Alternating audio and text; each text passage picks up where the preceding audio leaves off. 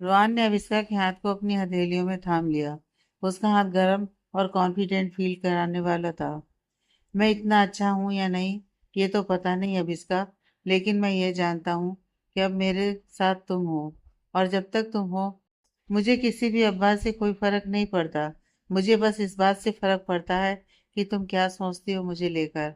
अविस्का उसकी बात पर मुस्कुरा दी और शर्माकर दूसरी तरफ देखने लगी।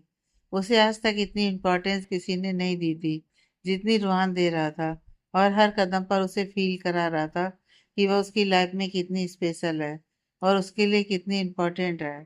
कुछ देर बाद उसकी कार होटल के पोर्च में आकर रुकी। ड्राइवर ने दरवाजा खोला और वे दोनों अपने स्वीट की तरफ बढ़े। होटल के कमरे में दाखिल होते ही अविस्का ने एक लंबी सांस छोड़ी। कमरे की शांति और मध्यम रोशनी ने उसे तुरंत सुकून दिया, लेकिन जैसे ही उसने आगे कदम बढ़ाया, उसके चेहरे पर दर्द की लकीरें उभर आईं। वह हल्का सा लंगड़ाकर चली। रोहन ने यह नोटिस कर लिया। उसने तुरंत अविस्का का हाथ पकड़ा और उसे रोक दिया। रुको, रोहन ने उसका हाथ पकड़ते हुए बेहद नरम लहजे में कहा। क्या हुआ? अविस्का ने पूछा। तुम लड़खड़ा रही हो, पैर में दर्द है क्या? रोहन ने उसकी आंखों में देखते हुए पूछा। हाँ, थोड़ा सा। अविस्का ने झूठ बोलने की कोशिश की। ये हील्स, बट पहले मैं चेंज कर लूंगी। रोहन ने उसकी एक नहीं सुनी।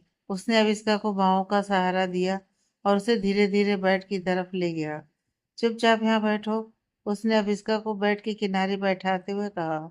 इससे पहले कि अविस्का को समझ पाती, रोहन उसके सामने घुटनों के बल नीचे बैठ गया। अविस्का घबरा गई। रोहन, तुम क्या कर रहे हो? तुम नीचे क्यों बैठे हो? प्लीज उठो, ये अच्छा नहीं लगता। रोहन ने ऊपर देखते हुए उसकी आंखों में झांका। उसकी आंखों में एक गहराई थी।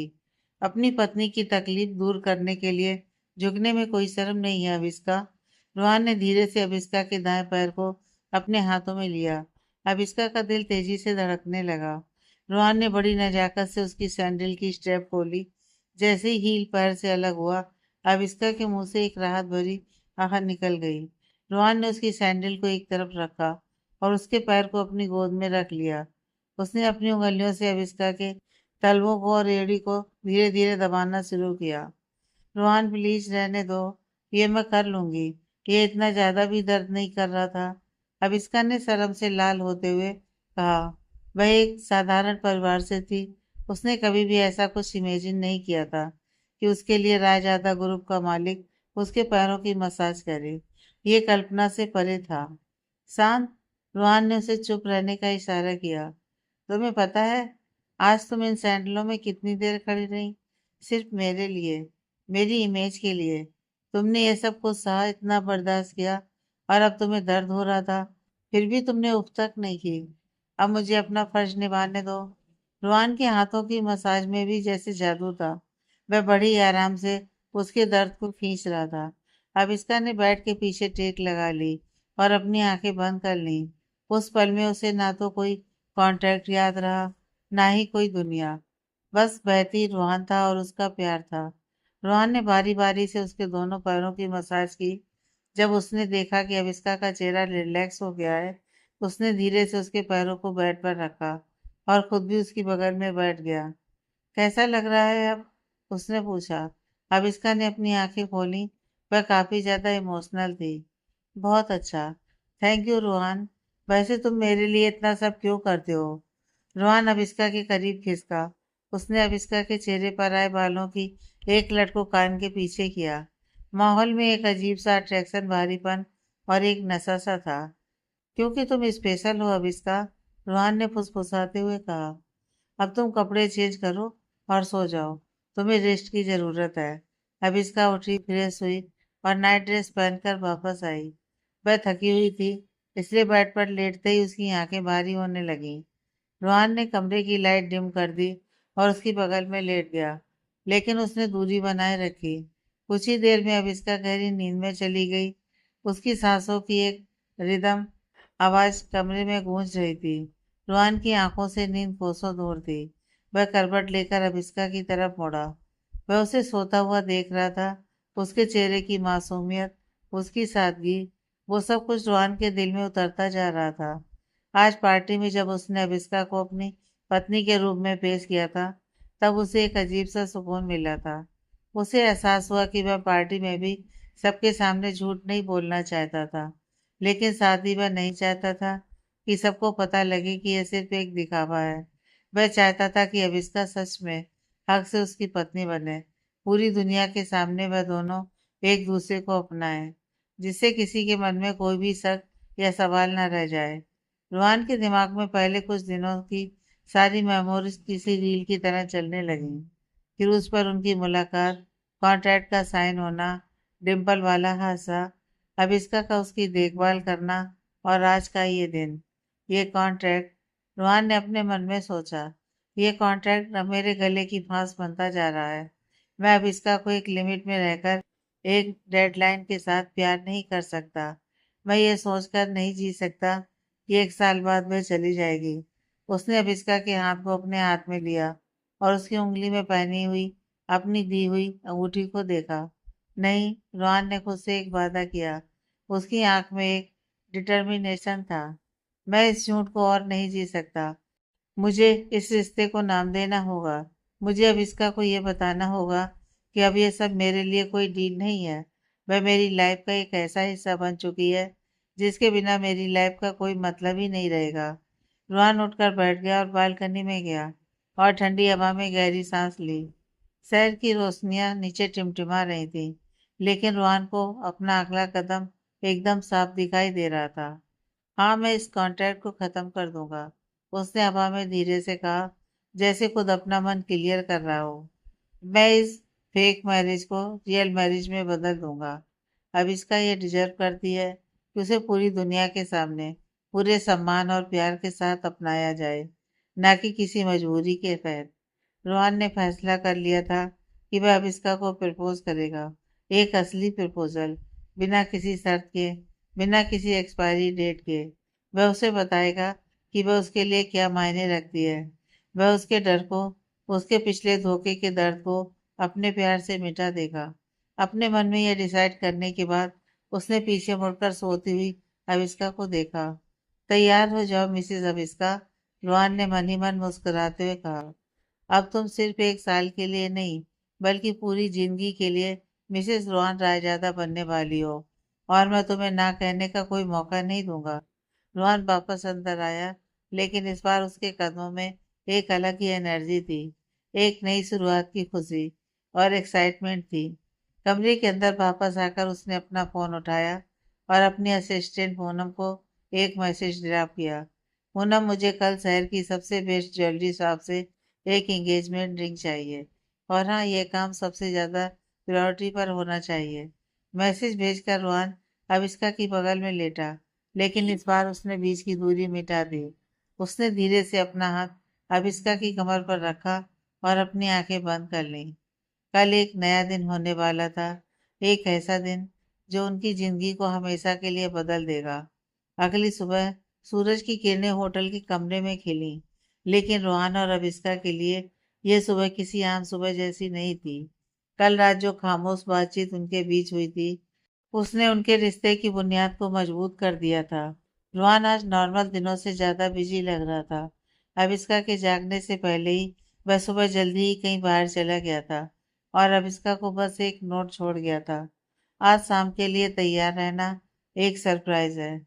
अविष्का पूरे दिन होटल के रूम में ही थी, अपने ख्यालों में खोई हुई।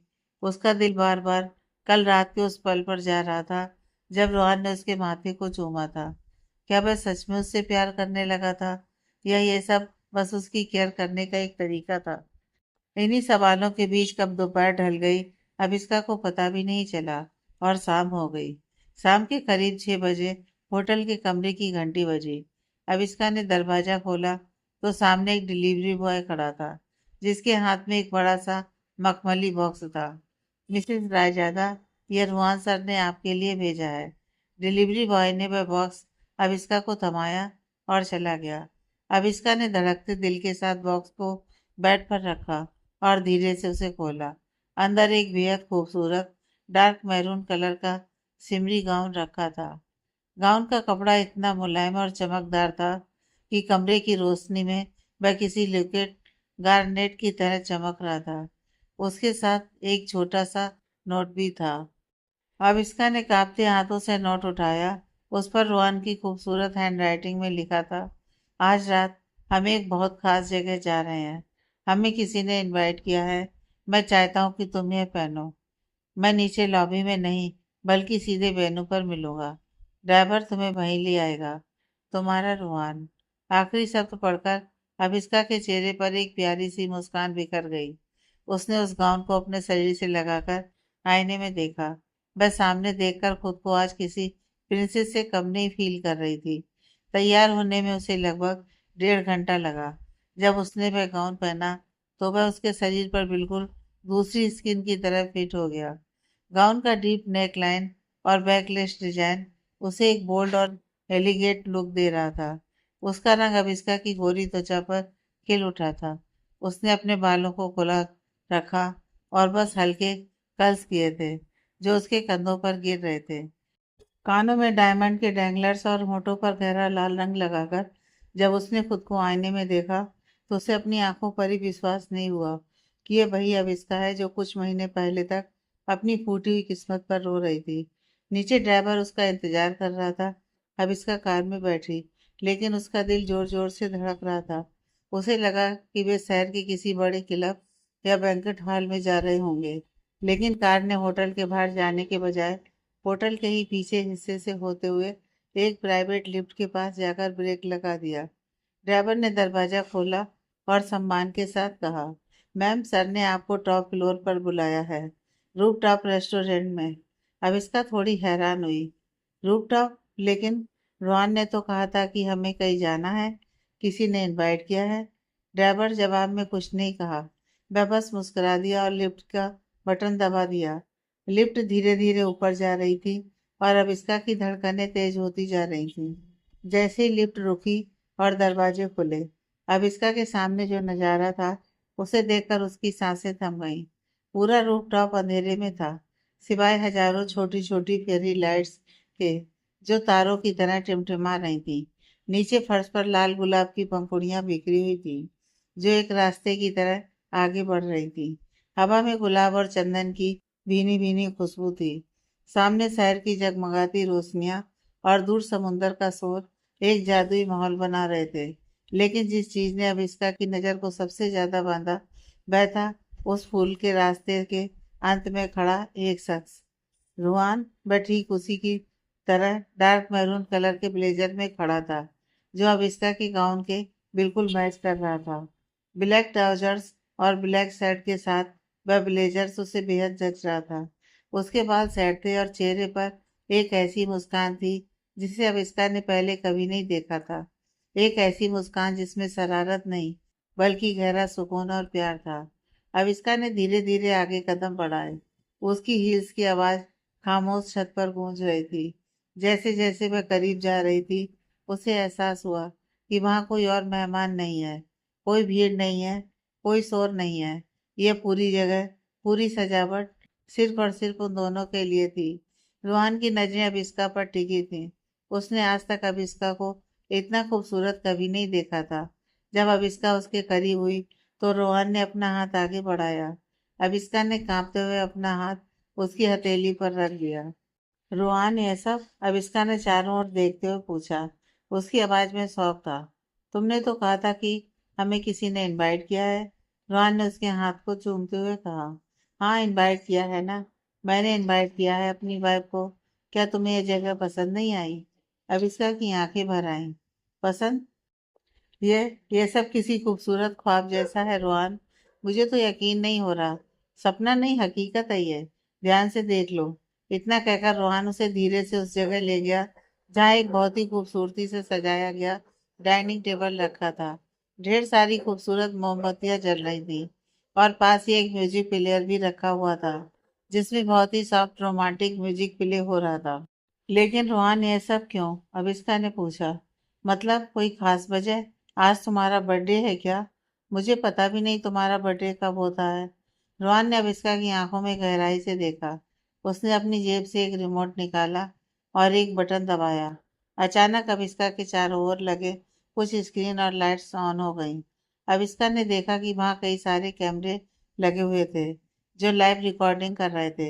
एक बड़ी स्क्रीन पर उनकी लाइव तस्वीर दिख रही थी। अब इसका घबरा गई। रोहान, ये कैमरे, ये सब क्या हो रहा है? क्या ये सब किसी न्यूज़ चैनल के लिए है? रोहान ने उसके दोनों कंधों को थाम लिया और उसे शांत किया। नहीं अब इसका, ये न्यूज़ के लिए नहीं है। ये मेरे, तुम्हारे और हमारी आने वाली पूरी जिंदगी के लिए है। मैं चाहता हूँ कि आज का ये पल हमेशा के लिए कैद हो जाए। मैं चाहता हूँ कि बाद में पूरी दुनिया भी ये सब देखे। और सबसे ज़रूरी बात, मैं चाहता हूँ कि तुम भी देखो कि मैं कितना सीरियस हूँ। रोहन ने साइड में रखे रिमोट का एक बटन दबाया और म्यूजिक प्लेयर में बज रहे सॉफ्ट टोन अब एक अलग गाने की टोन में बदल गई।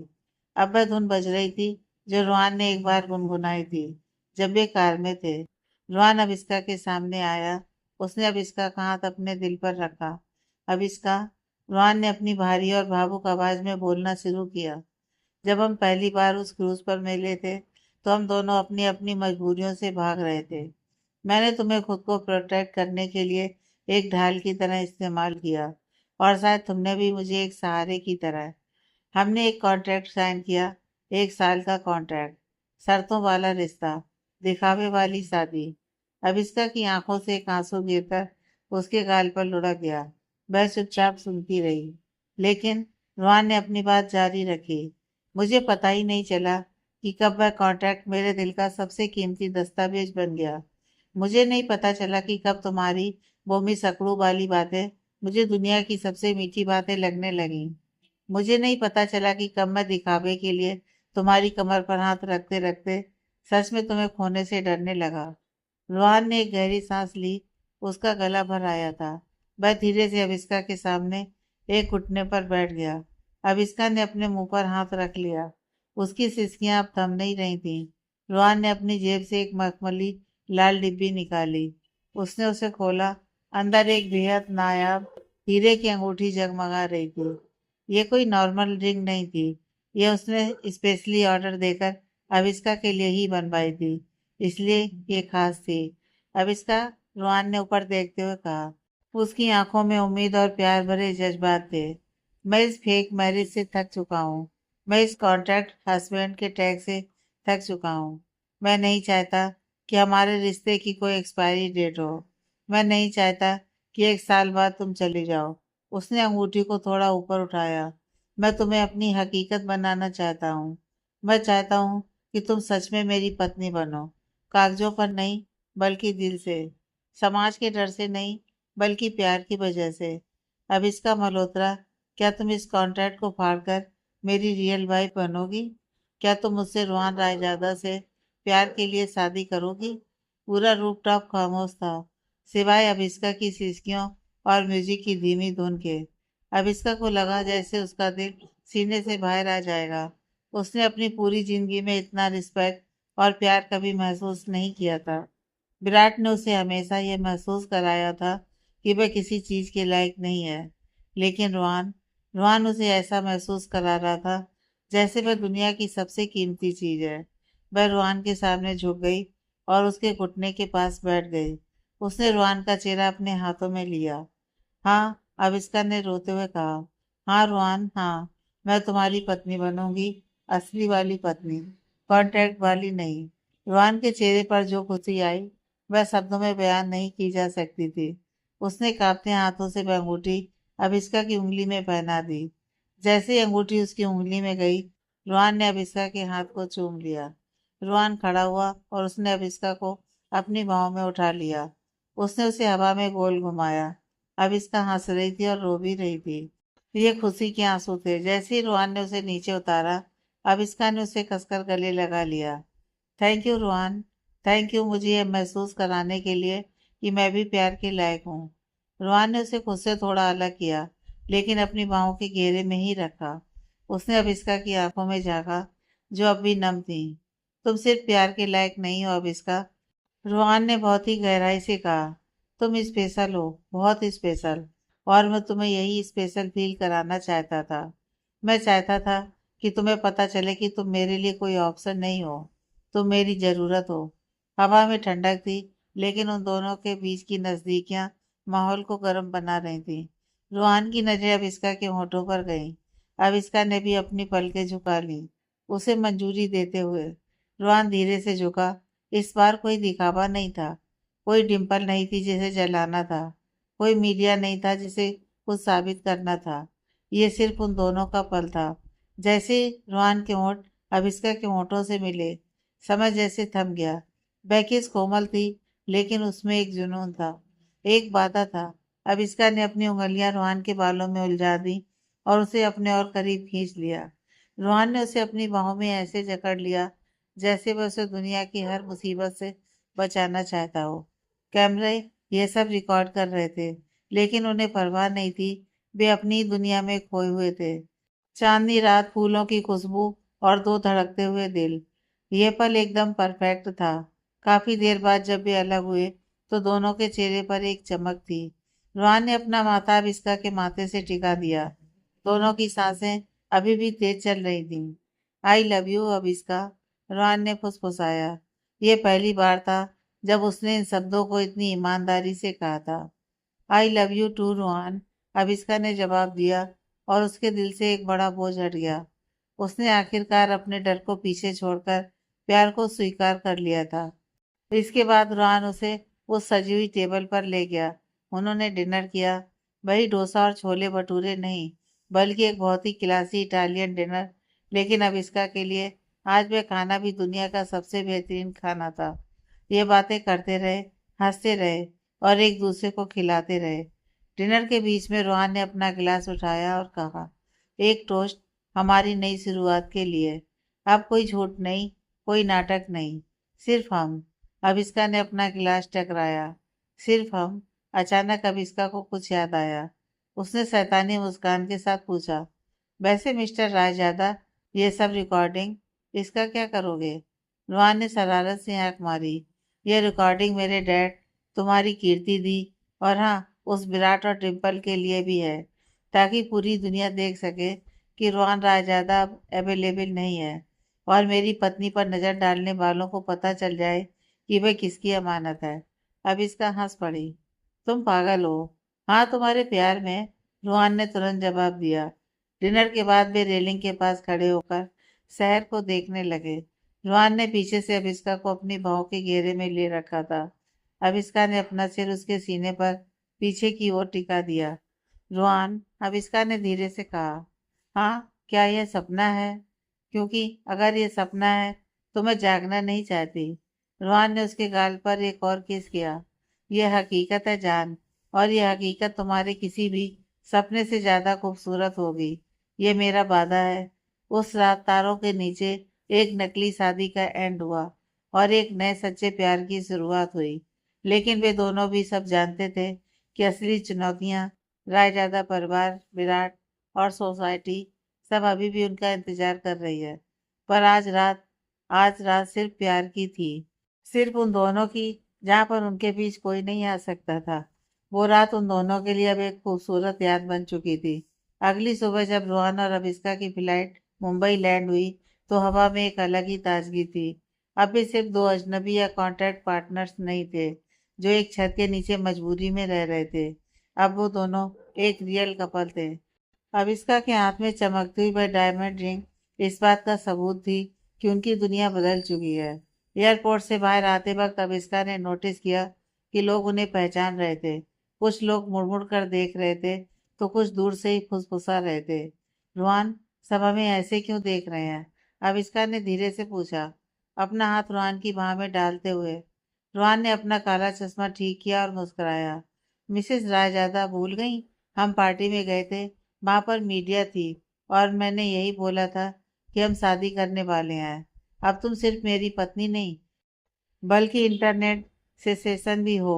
आदत डाल लो, अब से लाइमलाइट तुम्हारा पीछा नहीं छोड़ेगी। अभिष्का का चेहरा शर्म से लाल हो गया, लेकिन दिल में एक अजीब सा सुकून था।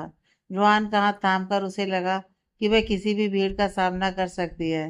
रोहन का पेंट हाउस। जैसे ही वे अपने पेंट हाउस, जहाँ वो अब तक रह रहे थे, पहुंचे, दरवाजा खोलते ही उन पर फूलों की बारिश हुई। सरप्राइज! सामने कीर्ति दी खड़ी थी। उनके हाथ में एक आरती की थाली थी और चेहरे पर दुनिया भर की खुशी। उनके पीछे घर का स्टाफ भी खड़ा था, जो मुस्कुरा रहा था। कीर्ति दी, आप यहाँ? अब इसका हैरान और खुश होकर उनसे गले मिली। कीर्ति ने अभिष्का को बाहों में भर लिया। अरे मेरी बहन, अब ऑब्वियसली रायजादा बहू बनने का फैसला कर चुकी है, तो मैं कॉन्ग्रेचुलेट करने कैसे नहीं आती। वैसे भी ये सब तुम्हारे एक्स्ट्रा रोमांटिक हस्बैंड ने प्लान किया था। उसने ही मुझे बुलाया था तुम्हारा इस तरह से वेलकम करने के लिए। रुहान ने अपनी आंखें घुमाई, लेकिन उसके चेहरे पर मुस्कान थी। बस करो कीर्ति दी, अब क्या घर के अंदर भी नहीं आने दोगी। कीर्ति ने हंसते हुए अविष्का की नजर उतारी और उन्हें अंदर ले गई। आओ आओ, तुम्हारे लिए खास लंच भी तैयार करवाया है। डाइनिंग टेबल पर माहौल बहुत ही खुशनुमा था।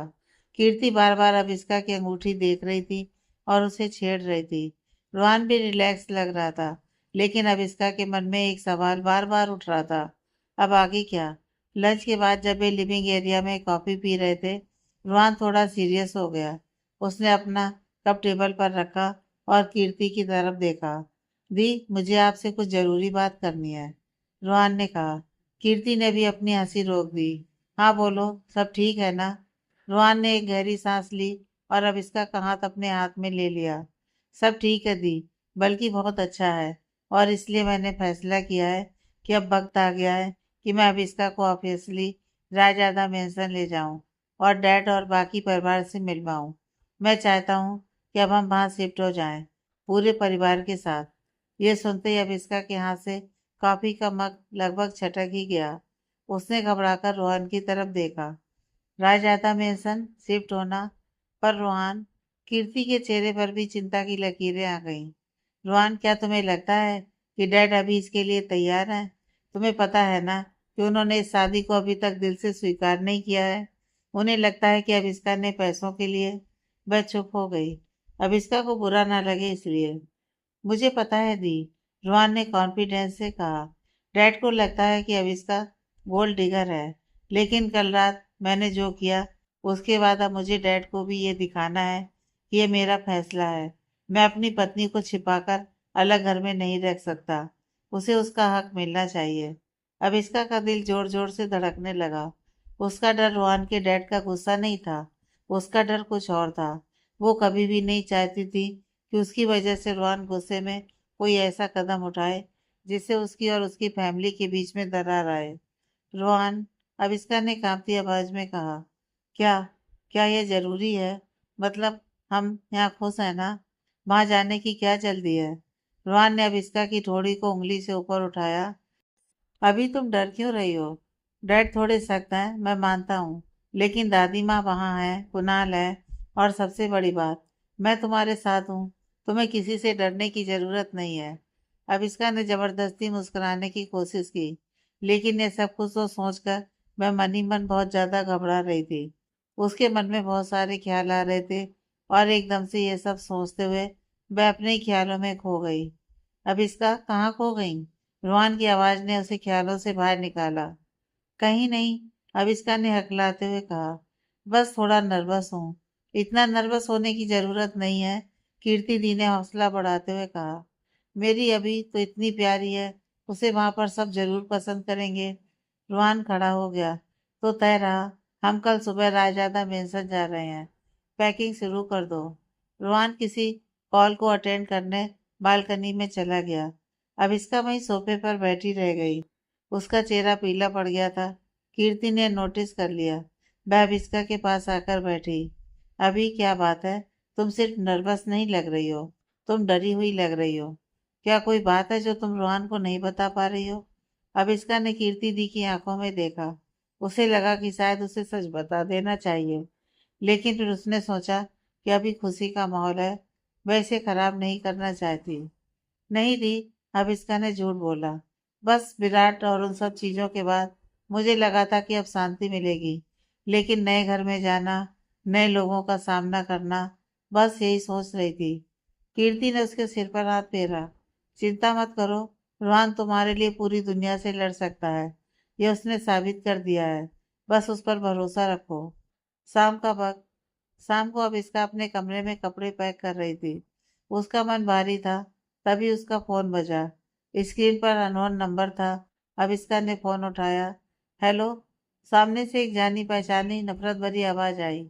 बधाई हो मिसेज रायजादा, अब तो इतना बड़ा हाथ मार लिया है तुमने। मेरा बधाई देना तो बनता ही है। ये विराट था। अविष्का का खून खौल उठा।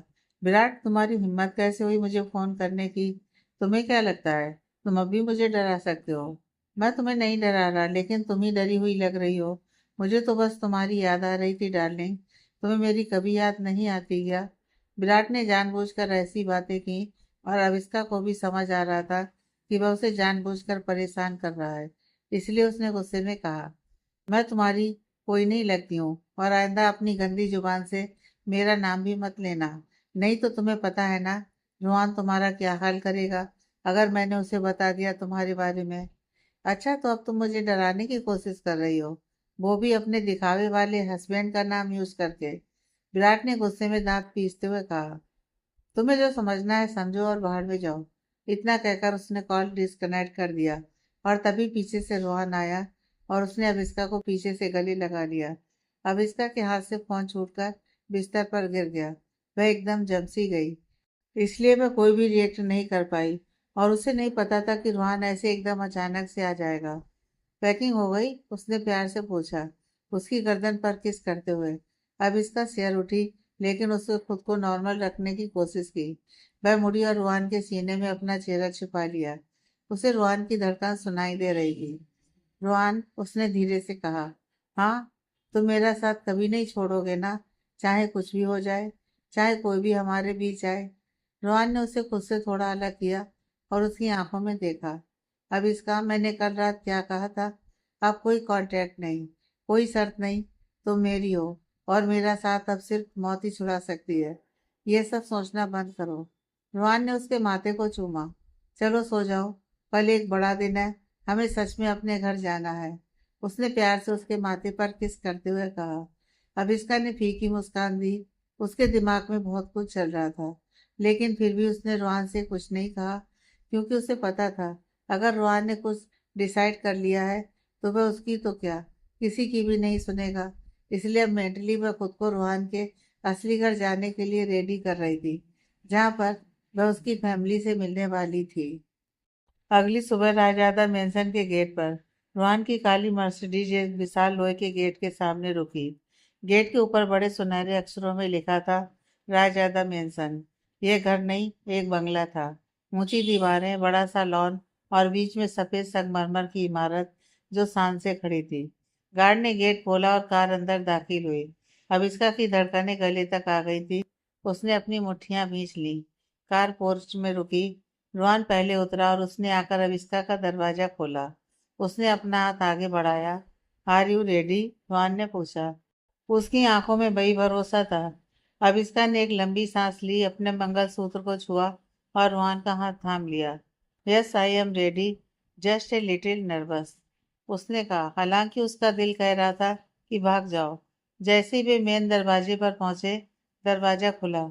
सामने एक बुजुर्ग महिला दादी माँ खड़ी थी, जो मुस्कुराहट के साथ बाहें फैलाई थी।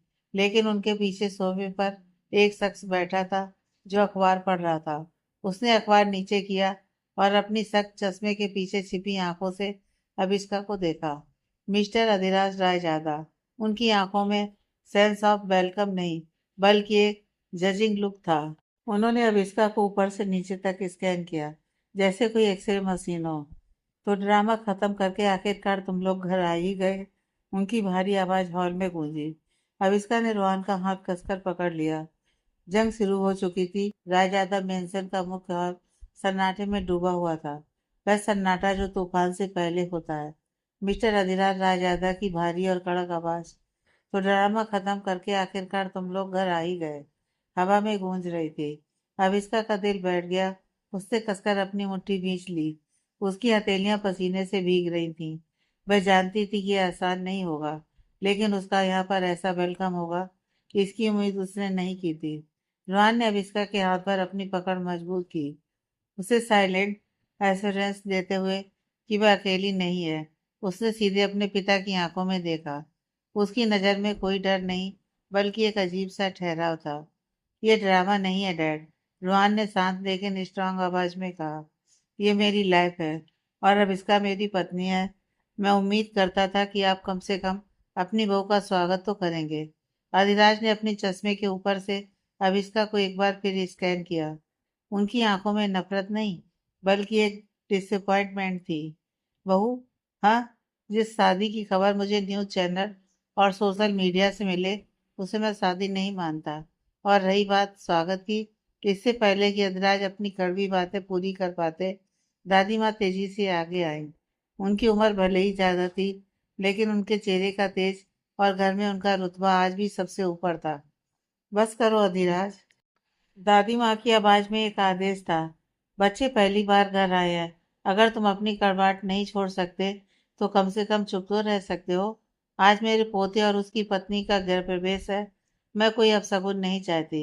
अधिराज अपनी माँ की बात काट नहीं सकते थे। उन्होंने एक गहरी सांस ली, अपना अखबार मोड़ा और सोफे पर पटक दिया। जो करना है करो, लेकिन यह मत सोचना कि इस तमाशे से मैं खुश हूँ। कहते हुए वह गुस्से में सीढ़ियां चढ़कर अपने कमरे की तरफ चले गए। उनके जाते ही हॉल का माहौल थोड़ा हल्का हुआ, लेकिन अब इसका के अंदर का डर कम नहीं हुआ। उसे लगा जैसे वह एक अनचाहे मेहमान की तरह यहाँ खड़ी है। दादी माँ ने अब इसका का चेहरा देखा और समझ गई कि वह डरी हुई है। वह मुस्कुराते हुए उसके पास आई और प्यार से उसके गाल पर हाथ रखा। उसकी बातों पर ध्यान मत दे बेटा, दादी माँ ने ममता भरी आवाज में कहा। वह नारियल की तरह है, ऊपर से सख्त, लेकिन अंदर से, खैर अंदर से भी थोड़ा सख्ती है, लेकिन मैं उसे सीधा कर दूंगी। तुम बस ये बताओ, खुश हो ना? अविष्का की आंखों में आंसू आ गए। जी दादी माँ। तो चलो अब गृह प्रवेश की रस्म पूरी करते हैं। दादी माँ ने इशारा किया। अविष्का की कीर्ति दी, जो पीछे खड़ी थी, आरती की थाली लेकर आगे आई। दादी माँ ने रोहन और अविष्का की आरती उतारी। फिर उन्होंने चावल से भरा कलश दरवाजे की चौखट पर रखा। चल बेटा, कलश को सीधे पैर से गिराकर अंदर आ। और याद रखना, इस घर की खुशियां अब तेरे कदमों से जुड़ी हैं। दादी माँ ने कहा। अविष्का ने एक गहरी सांस ली। दादी माँ ने तो मुझसे कुछ ज्यादा ही उम्मीद लगा ली है। क्या मैं उनकी उम्मीदों पर खरी उतर पाऊंगी? उसने उस ख्याल को झटक दिया और धीरे से अपना दायां पैर उठाया। कलश लुढ़का, चावल बिखर गए और अब इसका ने कुमकुम से भरी थाली में पैर रखकर राजादा मेंशन के सफेद संगमरमर पर अपने लाल पद चिन्ह छोड़ दिए।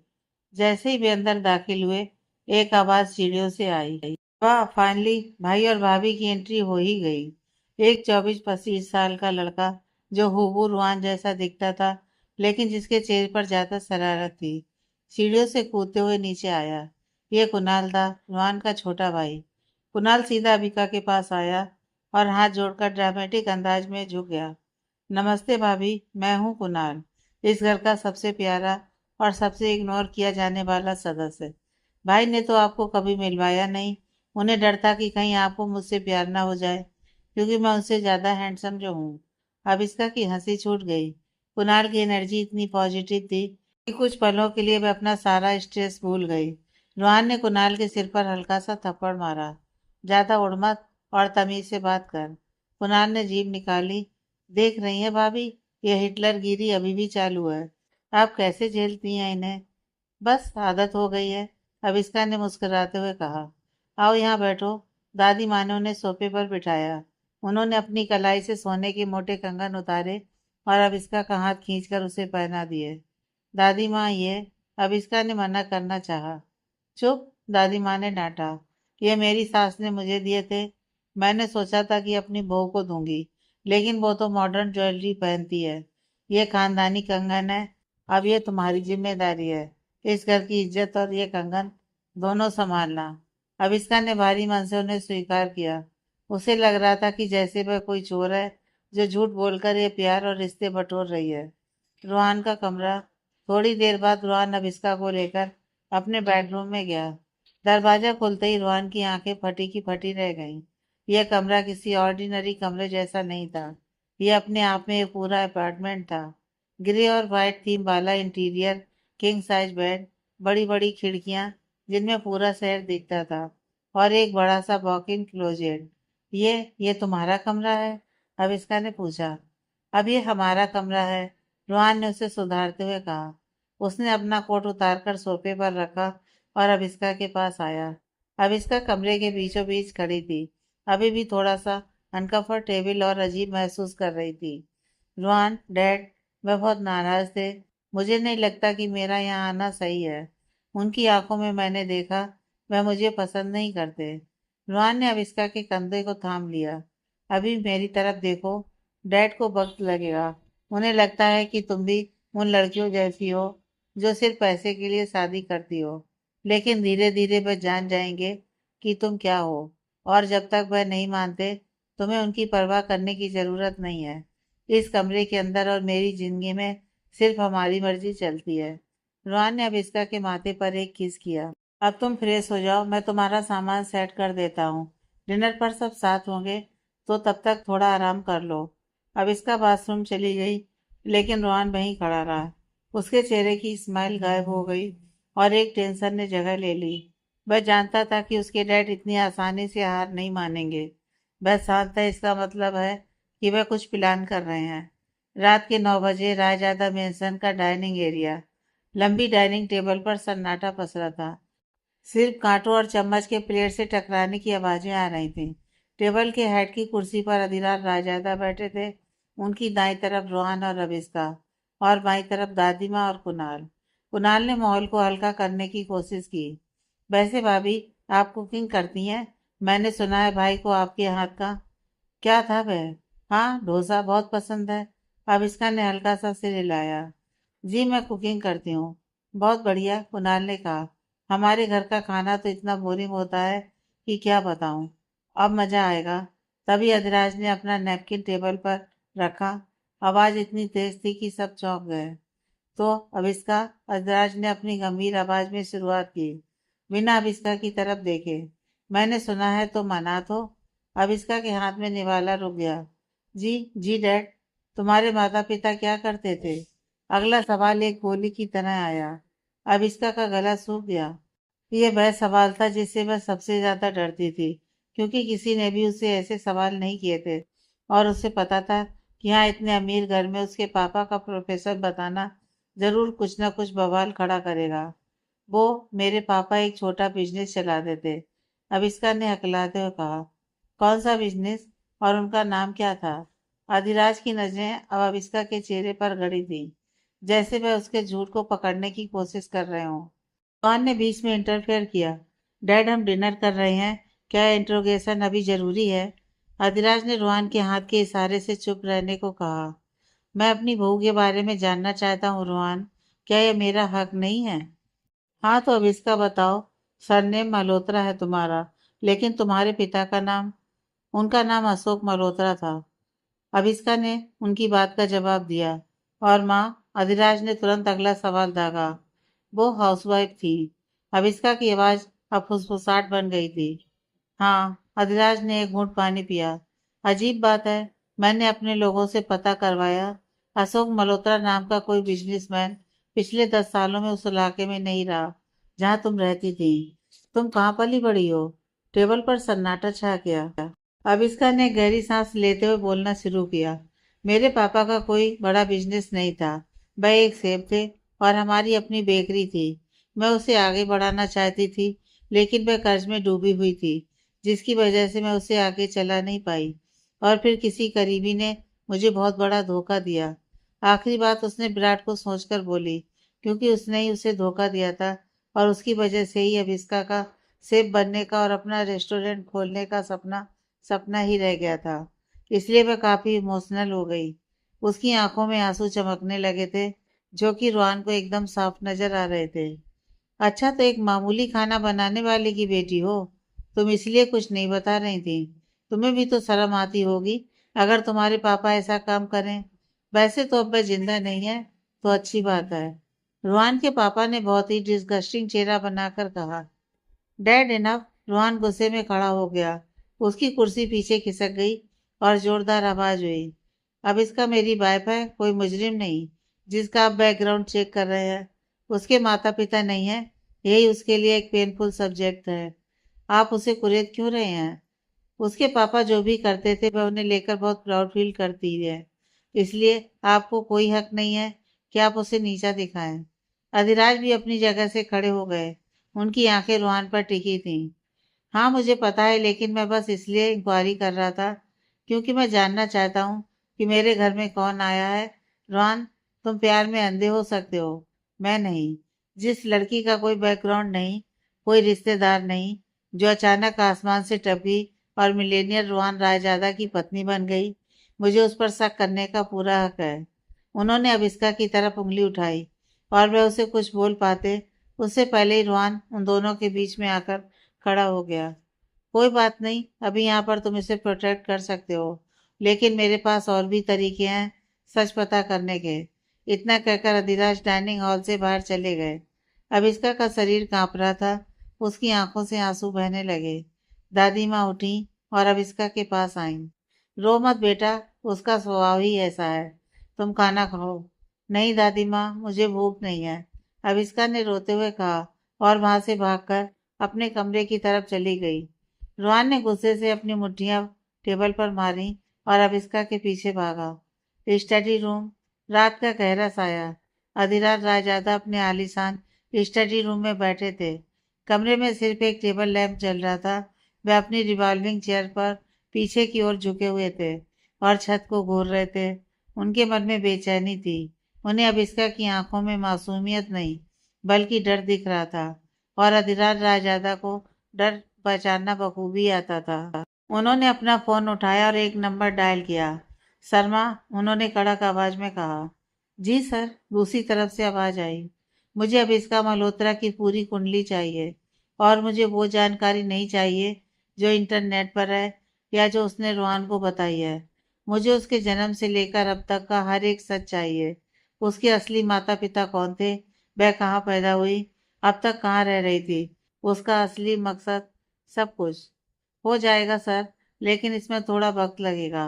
क्योंकि मुझे वक्त की परवाह नहीं है, अधिराज ने बात काटी। मुझे सच चाहिए। मुझे महसूस हो रहा है कि यह लड़की रायजादा परिवार के लिए खतरा बन सकती है, खासकर रोहन के लिए। जाओ और पता लगाओ। अगर मेरा शक सही निकला तो इस लड़की को इस घर से बाहर जाने का रास्ता भी नहीं मिलेगा। फोन रखकर अधिराज ने दराज से एक पुरानी फाइल निकाली। उस पर धूल जमी थी। उन्होंने उसे खोला और ध्यान से उसमें कुछ ढूंढने लगे। रोहान का कमरा। अभिष्का बालकनी में खड़ी रो रही थी। शहर की रोशनी उसे धुंधली दिखाई दे रही थी। रोहान पीछे से आया और उसने अभिष्का को अपनी बाहों में भर लिया। उसने कुछ नहीं कहा, बस उसे रोने दिया। जब अभिष्का थोड़ी शांत हुई तो रोहान ने उसे अपनी तरफ मोड़ा। आई एम सॉरी, रोहान ने धीरे से कहा। मुझे पता था डैड रिएक्ट करेंगे, लेकिन इतना बुरा रिएक्ट करेंगे यह नहीं सोचा था। रोहन, मुझे यहाँ से चले जाना चाहिए, अविष्का ने सिसकते हुए कहा। मैं तुम्हारे और तुम्हारे डैड के बीच नहीं आना चाहती। वह सही कह रहे हैं, मेरा कोई स्टेटस नहीं है। मैं रोहन ने अपनी उंगली उसके होठों पर रख दी। शांत, दोबारा ये मत कहना। तुम मेरी वाइफ हो, ये तुम्हारा घर है। डैड को जो भी सोचना है सोचने दो। और जहाँ तक सवालों की बात है, मुझे तुम्हारे अतीत से, तुम्हारे माता पिता से कोई फर्क नहीं पड़ता। मुझे बस तुमसे मतलब है अभिष्का, जो तुम आज हो। अभिष्का ने रोहन की आंखों में देखा। इतना विश्वास, इतना प्यार, और वह उससे कितना बड़ा सच छिपा रही थी। उसका दिल गवाही दे रहा था कि उसे बता देना चाहिए, लेकिन डर उसे रोक रहा था। रोहन, उसने कहा, प्रॉमिस करो चाहे कुछ भी हो जाए तो मेरा साथ नहीं छोड़ोगे। रोहन ने उसके माथे से अपना माथा टिकाया। प्रॉमिस, जब तक मेरी सांसें हैं मेरा साथ तुम्हारे साथ है।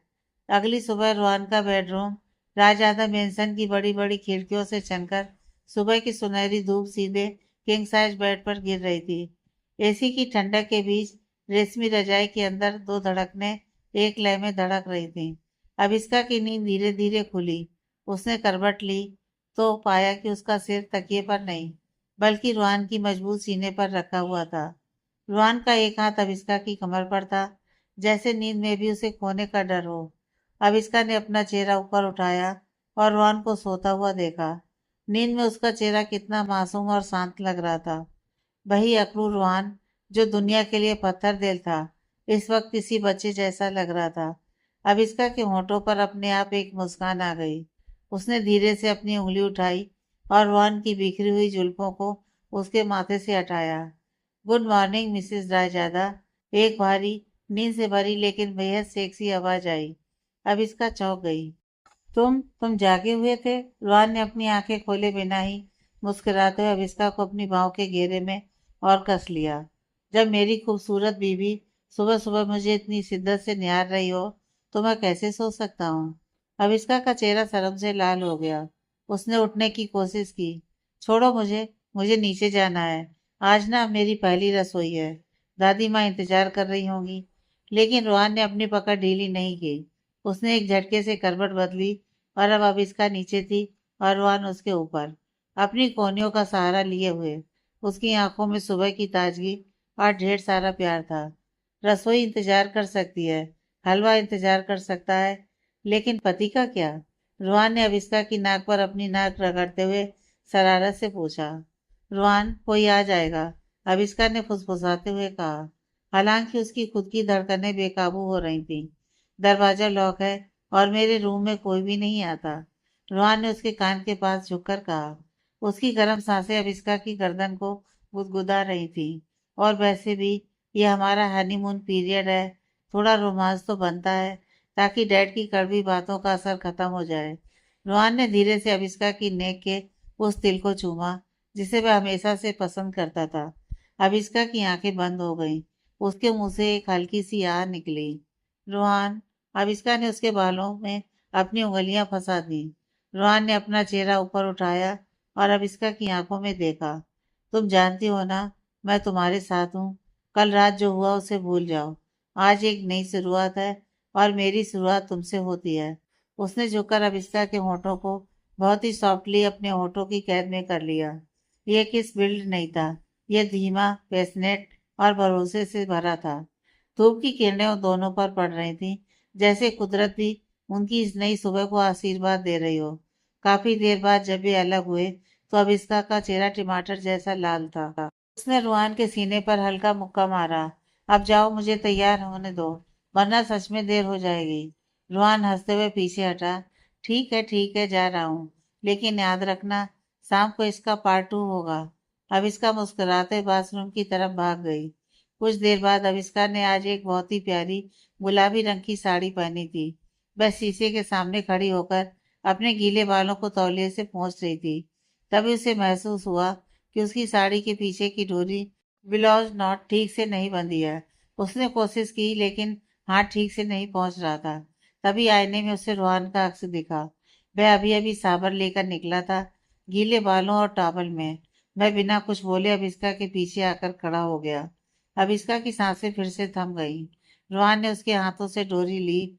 उसकी उंगलियां अविस्का की नंगी पीठ को छू रही थीं, जिससे उसके बदन में सिरन दौड़ गई। रोहान ने बड़े ही इत्मीनान से डोरी बांधी। फिर उसने अविस्का के गीले बालों को एक तरफ किया और उसके कंधे पर अपनी ठुड्डी रख दी। आईने में दोनों की जोड़ी किसी पेंटिंग जैसी लग रही थी। बेस्ट ऑफ लक जान, रोहान ने आईने में देखते हुए कहा। तुम्हारे हाथ के खाने में जादू है।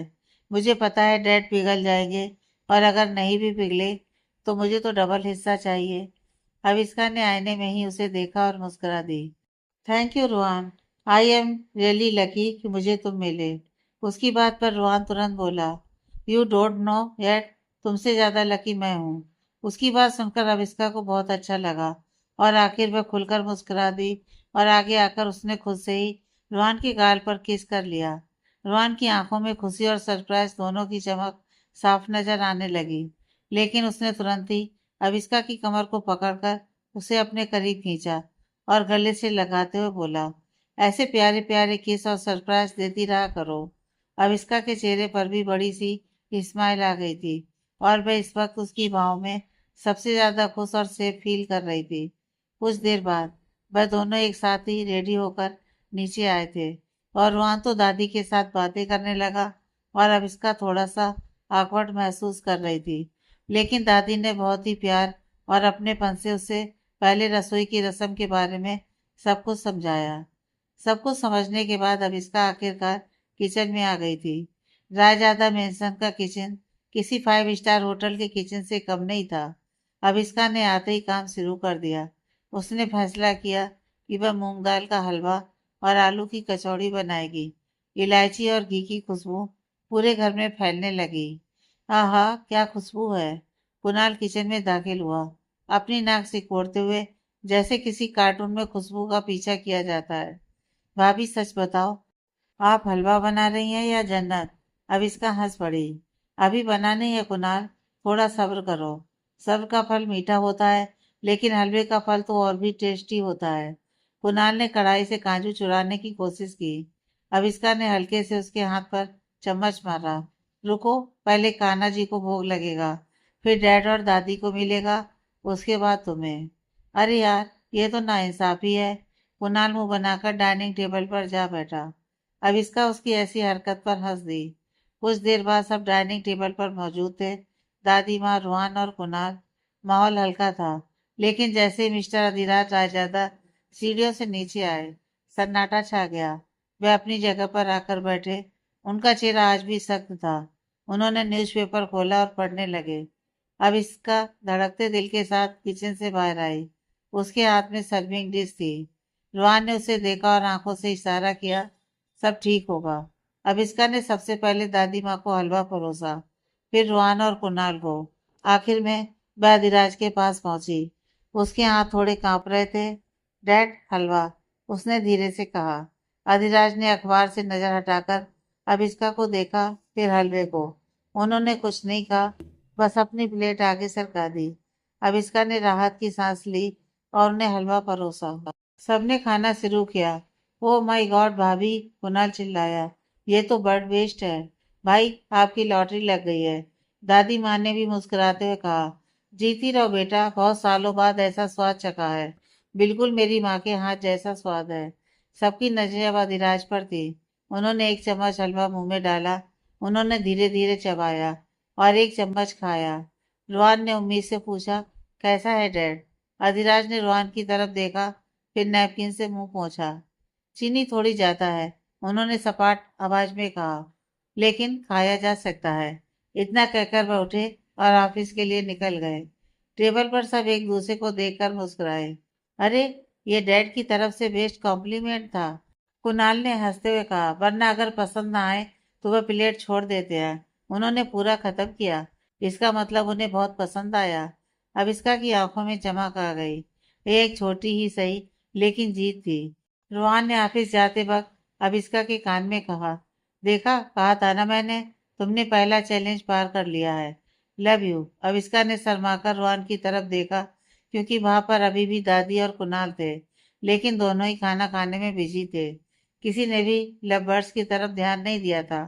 फिर वह दोनों ही खाते हुए मुस्कुरा रहे थे और जानबूझकर उन्हें इग्नोर कर रहे थे, जिससे कि वह दोनों अकवर्ड फील ना करें। दोपहर तक घर शांत हो चुका था।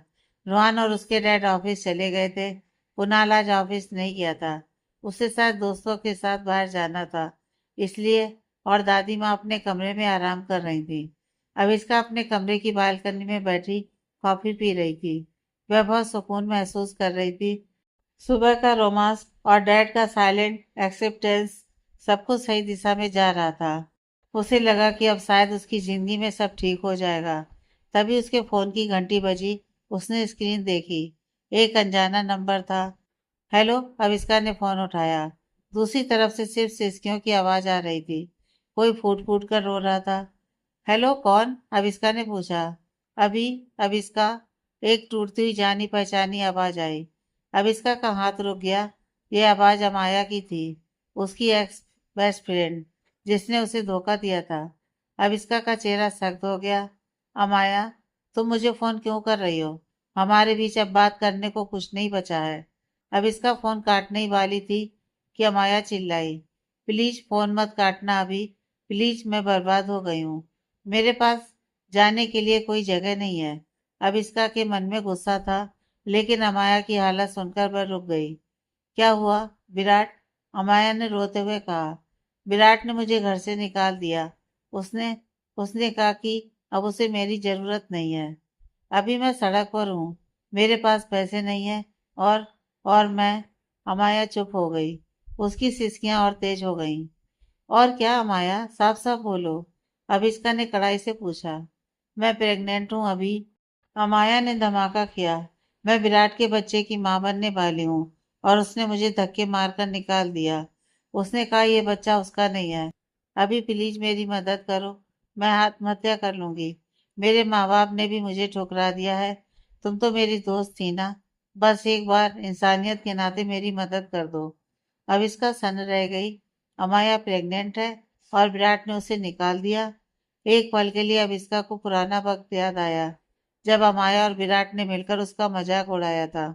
उसने मन में कहा, इसे इसकी करनी का फल मिल रहा है। फोन काट दो। लेकिन फिर उसे अपनी नानी की सीख याद आई, दुश्मन भी अगर मुसीबत में हो और तुम्हारे दरवाजे पर आए तो उसे खाली हाथ नहीं लौटाते। और अब बात एक आने वाले बच्चे की थी। अब इसका कसमकस में थी। अगर वह अमाया की मदद करती है तो रुहान क्या कहेगा? रुहान अमाया और विराट से नफरत करता है। और अगर अमाया फिर से कोई चाल चल रही हो तो? तुम अभी कहाँ हो? अविष्का ने आखिरकार पूछा। मैं तुम्हारे पुराने फ्लैट के पास वाले पार्क में बैठी हूँ, अमाया ने रोते हुए कहा। वहीं रुको और कहीं मत जाना। अविष्का ने फोन काट दिया। वह बालकनी में टहलने लगी। क्या करें? रोहान को बताएं? लेकिन रोहान मीटिंग में होगा और अगर उसने मना कर दिया तो? अविष्का ने अपना पर्स उठाया। मैं पहले जाकर देखती हूँ। अगर वह सच में मुसीबत में है तो मैं उसे ऐसे मरने नहीं दे सकती। लेकिन अगर ये विराट की कोई चाल हुई तो? उसने अपनी कार की चाबी उठाई और नीचे भागी। कहाँ जा रही हो बेटा? हॉल में दादी माँ ने पूछा। वो दादी माँ, मेरी एक दोस्त की तबीयत बहुत खराब है, मैं बस उसे देख कर आती हूँ। अविष्का ने झूठ बोला और घर से निकल गई। उसे नहीं पता था कि यह फैसला उसे एक नई मुसीबत में डालने वाला है, क्योंकि पार्क में सिर्फ अमाया नहीं बल्कि कोई और भी उसका इंतजार कर रहा था, जो उसकी जिंदगी के सबसे बड़े सच को जानता था। दोपहर की तीखी धूप अब ढल चुकी थी और शाम अपने साथ काले बादलों का एक हुजूम लेकर आई थी। मुंबई का मौसम हमेशा की तरह अनएक्सपेक्टेड था। अभी कुछ देर पहले जहां उमस थी, अब वहां ठंडी हवाएं चल रही थीं, जो एक भारी बारिश का संकेत दे रही थीं। अब इसका अपनी कार में वापस बैठी, उसका दिल अभी भी जोरों से धड़क रहा था। पार्क में अमाया से हुई मुलाकात ने उसे अंदर तक झकझोर दिया था। अमाया की हालत, उसका रोना और उसकी बेबसी। अविष्का ने उसे एक होटल में रुकने का इंतजाम करवा दिया था और कुछ पैसे भी दे दिए थे। लेकिन उसने साफ कर दिया था कि दोस्ती अब दोबारा मुमकिन नहीं है। उसने इंसानियत का फर्ज निभाया था, दोस्ती का नहीं। घर चलिए, अविष्का ने ड्राइवर से कहा। कार रायजादा मेंशन की तरफ बढ़ गई। अविष्का ने अपनी सीट पर सिर पीछे टिका दिया और आंखें बंद कर ली। उसके दिमाग में एक ही चेहरा घूम रहा था, रुहान। अमाया और विराट के धोखे ने उसे प्यार पर भरोसा उठाना सिखाया था। लेकिन रुहान ने उसे सिखाया कि प्यार कैसे किया जाता है। आज अमाया को उस हालत में देखकर उसे एहसास हुआ कि वह कितनी खुशकिस्मत है कि उसे रुहान मिला। एक ऐसा इंसान जिसने उसकी हर खामी को अपनाया, जिसने उसे तब सहारा दिया जब वह टूट चुकी थी। अचानक अविष्का को रुहान को देखने की, उसे छूने की और उसके पास होने की तीव्र इच्छा हुई। उसे एक डर सताने लगा, कहीं ये खुशी भी छिन ना जाए। उसे रुहान की जरूरत थी अभी। इसी वक्त रायजादा मेंशन, शाम 7 बजे। जब अविष्का घर पहुंची तो बाहर तेज बारिश शुरू हो चुकी थी। वह कार से उतरकर पोर्च की तरफ भागी, लेकिन हवा के तेज झोंकों ने बारिश की बौछारों से उसे थोड़ा भिगो दिया था। वह सीधे अपने कमरे की तरफ गई। कमरे का दरवाजा खुला था। रुहान बालकनी में खड़ा था। उसने अभी अभी ऑफिस के कपड़े बदले थे और एक कैजुअल ग्रे टी शर्ट और लोअर में था। उसके हाथ में कॉफी का मग था और वह गिरती हुई बारिश को देख रहा था। अविष्का को देखते ही रोहन के चेहरे पर एक सुकून भरी मुस्कान आ गई। लेकिन जैसे उसने अविष्का के चेहरे पर तनाव और उसकी नम आंखें देखी, उसकी मुस्कान चिंता में बदल गई। उसने कॉफी का मग साइड टेबल पर रखा और तेज कदमों से अविष्का के पास आया। अभी तुम कहाँ चली गई थी और तुम भीग गई हो? रोहन ने उसके ठंडे हाथों को अपने हाथों में ले लिया। क्या हुआ? तुम डरी हुई क्यों लग रही हो? अविष्का ने कुछ नहीं कहा। उसने बस रोहन को देखा। उसकी गहरी बुरी आंखें जो हमेशा उसे सुरक्षा का एहसास दिलाती थी। अविष्का का सब्र का बांध टूट गया। उसने एक कदम आगे बढ़ाया और रोहन को कसकर गले लगा लिया। आगे की कहानी नेक्स्ट पार्ट में।